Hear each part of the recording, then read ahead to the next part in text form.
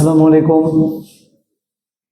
আজকে আমরা দ্বিতীয় ক্লাসে এসেছি, যে ক্লাসে আমরা শিখব পরীক্ষাগুলোতে সাধারণত প্রাইমারি এবং সরকারি যে পরীক্ষাগুলো আছে এগুলোতেই আসে থাকে, এবং ছোট ছোট কনসেপ্ট এবং সচরাচর নৈর্ব্যক্তিক কোশ্চেনগুলোতে যেগুলো আসে সেটা নিয়ে আলোচনা করব এবং সহজভাবে বলার চেষ্টা করব। সবাই একটু মনোযোগ দিয়ে শুনলে ইনশাল্লাহ উপকৃত হবে আমি আশা করি। আজকে আমরা পড়ব অঙ্ক পাতন কি, তাই না? আমরা অঙ্ক শিখেছি, অঙ্ক গত ক্লাসে শিখেছি অঙ্ক কি জিনিস, কিভাবে ব্যবহার করব, স্থানীয় মান কি কি, তাই না? এই এই এই যে অঙ্ক পাতন, এটা ওই ধারাবাহিকতায় পরের একটা চ্যাপ্টার। সেখানে কি বলছি আমরা, অঙ্ক পাতন হচ্ছে অঙ্কগুলোকে ব্যবহার করে যে সকল সংখ্যা গঠন করা হয়। আমরা 0 থেকে 9 পর্যন্ত যে অঙ্কগুলো আছে এগুলোকে ব্যবহার করে যে সংখ্যা গঠন করব সেটা সেই পদ্ধতিটাই হচ্ছে অঙ্ক পাতন। কি পদ্ধতিতে করবো সেটা হচ্ছে অঙ্ক পাতন। এখানে অঙ্ক পাতন দুইটা পদ্ধতি আছে তাহলে, তাই না? কি কি পদ্ধতি? একটা দেশীয় পদ্ধতি বা 10 গুণোত্তর পদ্ধতি বলা হয়, এটাকে দেশীয় পদ্ধতি বা 10 গুণোত্তর পদ্ধতি বলা হয়। আরেকটা বলা হয় আন্তর্জাতিক পদ্ধতি। দেশীয় পদ্ধতি মানে আমাদের দেশের যে ব্যবহৃত যে পদ্ধতি, সেই পদ্ধতিতে কিভাবে আমরা অঙ্কগুলোকে বসিয়ে সংখ্যা গঠন করি। আর আন্তর্জাতিক পরিমণ্ডলে, বিশ্বের পরিমণ্ডলে অন্যান্য দেশ, আমেরিকা, ব্রিটেন আর অন্যান্য দেশ যেভাবে ক্যালকুলেশন করে সেটা হচ্ছে আন্তর্জাতিক পদ্ধতি, সেই পদ্ধতি আমরা আলোচনা করব। এখন 1 নম্বর, দেশীয় পদ্ধতিতে অঙ্ক পাতন। এই পদ্ধতিতে অঙ্কগুলোকে সংখ্যায় বসানোর জন্য 8টি স্থানীয় মান ব্যবহার করা হয়। কি কি? একক, দশক, শতক, হাজার, অযুত, লক্ষ, নিযুত, কোটি। এই 8টি স্থানীয় মান অঙ্কগুলো বসলে 8টি মান আকার ধারণ করে। আমরা দেখি এইরকম যদি একটা সংখ্যা হয় 3928, তাহলে এই সংখ্যাতে আমরা কি বলবো?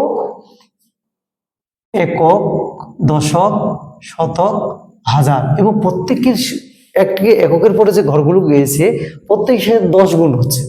কিভাবে? এই যে 8-এর পরে কত আছে? এটা 2, 2-এর সাথে 10 গুলো 20, এই যে 8, 28 হয়ে গেল, তাই না? 9-এর কাছে যদি আসি, একক, দশক, শতক, তাহলে এখানে কয়টা ঘরে আসলো? 100 দিয়ে গুণ করতে হবে, তাহলে 900 পেলাম। 10 গুণ তো যে এই যে 928, এগুলো যোগ করলে 928 হয়ে যাবে, ঠিক আছে? 3-এর ঘরটা কি হবে? একক, দশক, শতক, হাজার, 3000 হয়ে গেল। বুঝতে পেরেছি আমরা? এই পদ্ধতিতে আমরা ক্যালকুলেশন করব। একক, দশক, শতক, হাজার, অযুত, লক্ষ, নিযুত, কোটি, এই 8টা স্থানীয় মান ব্যবহার করা হয় কিসে? দেশীয় পদ্ধতিতে অঙ্ক পাতনের ক্ষেত্রে। কিন্তু আমরা তার পরক্ষণে দেখতে পাচ্ছি আন্তর্জাতিক পদ্ধতি। এই পদ্ধতিতে কিন্তু 8টি স্থানীয় মান ব্যবহার করা হয় না, এখানে ব্যবহার করা হয় মোট 6টি স্থানীয় মান ব্যবহার করা হয়। এই পদ্ধতিতে অঙ্কগুলোকে সংখ্যায় বসানোর জন্য কয়টা স্থানীয় মান ব্যবহার করা হয়? 6টি স্থানীয় মান ব্যবহার করা হয়। কি কি? 4টা মিল আছে সাথে, একক, দশক, শতক, হাজার, এরপর আর মিল নেই। এখানে কি আছে? মিলিয়ন, বিলিয়ন, শেষ।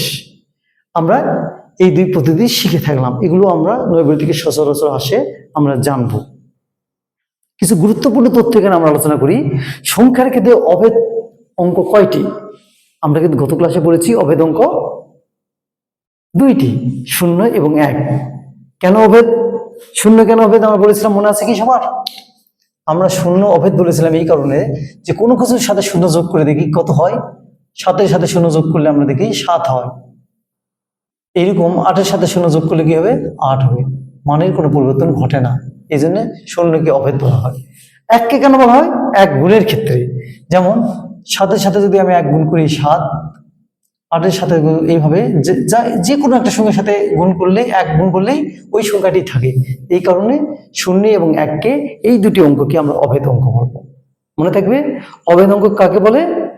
0 এবং 1, এই 2টা অভেদ অঙ্ক।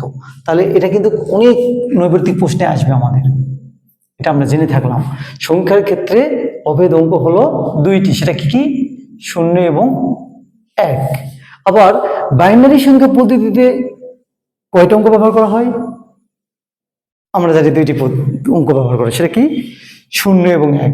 তাহলে এই 2টো সেম, একটু উত্তর কিন্তু কোশ্চিন দুটো ভিন্ন ভিন্ন। একটা বাইনারি পদ্ধতিতে যে 2টি অঙ্ক ব্যবহার করা হয় সেই দুটো কি? 0 এবং 1, এবং বাস্তব সংখ্যার অভেদ অঙ্ক হলো 0 এবং 1।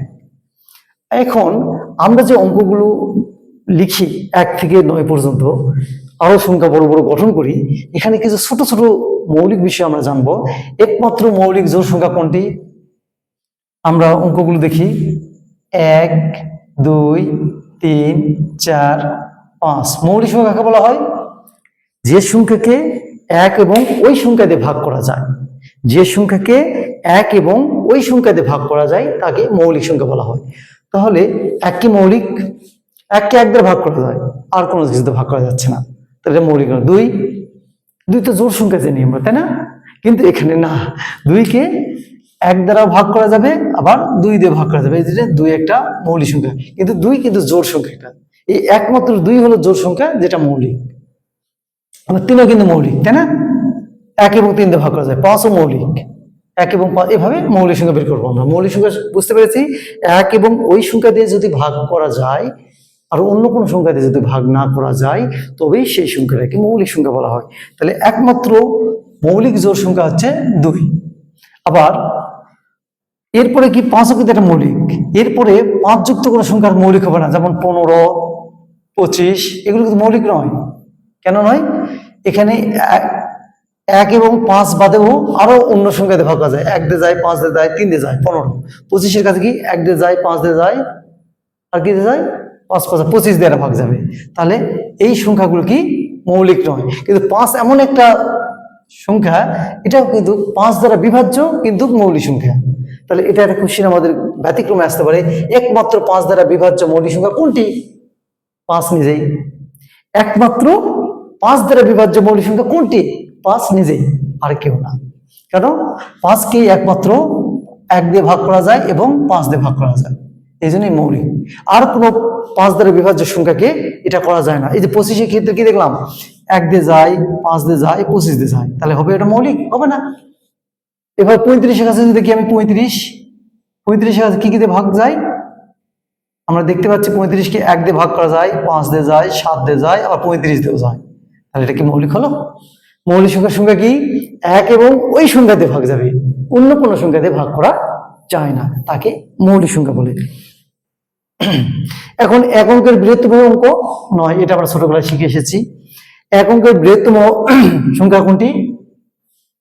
9। বৃহত্তম সংখ্যা হলো 9, আর 1 অঙ্কের ক্ষুদ্রতম সংখ্যা হচ্ছে 1। আরেকটা বিষয় এখানে বলা হচ্ছে 1 থেকে 100 পর্যন্ত মৌলিক সংখ্যা কতগুলো আছে। 1 থেকে 100 পর্যন্ত মৌলিক সংখ্যাগুলো আমরা যদি লিখতে পাই, তাহলে মৌলিক সংখ্যা প্রথমে আসবে 2, 3, 5, 7, এইভাবে লিখি আমরা। 11, 13, হ্যাঁ, তারপরে কত? 17, 19, 23, 29, 31, এভাবে হলো 37, 41, 43, 47, 53। ঠিক আছে? এইভাবে যদি আমরা লিখি তাহলে মোট কতগুলো পাবো? 100 পর্যন্ত যেতে যেতে আমরা শেষেরটা পাবো হলো 97। মোট গুণে দেখবো কতগুলো পাবো আমরা? 25টি পাবো। তাই বলা আছে 1 থেকে 100 পর্যন্ত মোট মৌলিক সংখ্যা কতগুলো আছে? 100টা, হ্যাঁ 25টি আছে। এইভাবে বের করে দেখবো। এই যে আমরা কয়েকটা নির্ণয় করেছি, বাকিগুলো 97 পর্যন্ত নির্ণয় করলে দেখবো এই সংখ্যাগুলোকে কিন্তু আমরা প্রত্যেকটা যে কোনো একটা তারাকে কি করা যায়? তারা মৌলিক না?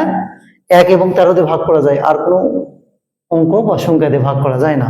17 তাই 19 তাই, এইভাবে আমরা বের করলে 1 থেকে 100 পর্যন্ত মৌলিক সংখ্যা পাবো 25টি।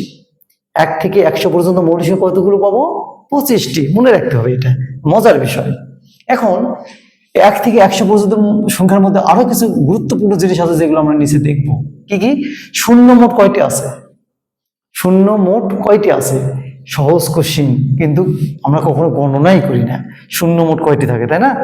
এখানে শূন্য যুক্ত অঙ্ক কতগুলো আছে? 10-এর সাথে আছে, 20-এর সাথে আছে, 30-এর সাথে আছে, 40, এভাবে 10 বার আসবে। তো 10টা, কিন্তু 100-র সাথে শূন্য আছে 2টা, তাহলে মোট শূন্য কতগুলো হচ্ছে? 11টি। ক্লিয়ার? আবার বলি, শূন্য থাকবে আমাদের 10-এর সাথে, 20-এর সাথে, 30-এর সাথে, 40-এর সাথে, 50-এর সাথে, 60-এর সাথে, 70-এর সাথে, 80-এর সাথে, 90-এর সাথে, 100-এর সাথে, 10 বার। তো 10 বার 10টা শূন্য, কিন্তু 100-এর কাছে কি একটা শূন্য আছে? 100-এর কাছে 2টি শূন্য, এই জন্য 11টি। এরপরে এক যুক্ত মোট অঙ্ক কতগুলো আছে? এক আছে মোট কতগুলো? 1 থেকে 100 পর্যন্ত 21টি। আমরা যদি গুনি এভাবে, এক নিজে একটা, 11 কাছে দুটো আছে, 12 কাছে একটা আছে, 13 কাছে একটা আছে, 14 কাছে, 15 কাছে, 16 কাছে, 17, 18, 19, এই যে এখানে 9টা আছে, 9টা, 11 কাছে যে দুইটা, 10, এখানে একটা 11। এইভাবে আমরা যদি গুনতে থাকি, 21-এর কাছে একটা আছে, 31-এর কাছে একটা আছে, 41-এর কাছে একটা আছে, 51-এর কাছে আছে, 61-এর কাছে একটা আছে, 71-এর কাছে আছে, 81-এর কাছে আছে, 91-এর কাছে আছে, 100-এর কাছে একটা আছে। এই মোট 21টি আছে হলো 1। কিন্তু 2-এর পরে যে অঙ্কগুলো আছে 2, 3, 4, 5, 6, 7, 8, 9, এই অঙ্কগুলো আছে কিন্তু 21টি না, এই অঙ্কগুলো আছে 20টি সব। কেন 1 21টি থাকলো? একটাই কারণ, 1 11 যখন হলো তখন কি হলো, ওখানে দুইটা হয়ে গেছে এবং 100-এর কাছে একটা 1 পেয়েছে, এই কারণে এখানে হলো 21টা। আমরা এটা একটু বুঝবো, সবাই একটু দেখি কেন এরকম হচ্ছে। দেখা যাক 1 কেন 21টি হলো। এই যে 1 11-এর কাছে আছে, তাই না? 12, 13, 14, 15, 16, 17, 18, 19-এর কাছে আছে। তারপরে 21, 31, তাই না? 41, 51, 61, 71, 81, 91, 100। এখন একগুলো গুনি আমরা, 1, 2, 3, 4, 5, 6, 7, 8, 9, 10, 11, 12, 13, 14, 15, 16, 17, 18, 19, 20। ঠিক আছে না? এখানে একটা আমাদের বাদ গেছে, 19, 20, 21, 41, 50, 60, 70, 81, 91, হ্যাঁ এই যে 21। ঠিক আছে, এই 21টি পাওয়া গেল। এভাবে অন্য সময়গুলো আর ওইভাবে পাবো না, অন্যগুলো পাবো 20টি করে। ঠিক আছে, আজকে ক্লাস এখানে থাকলো সমাপ্ত। সবাইকে ধন্যবাদ। পরবর্তী ক্লাস দেখার জন্য সবাইকে আমন্ত্রিত। আসসালামু আলাইকুম।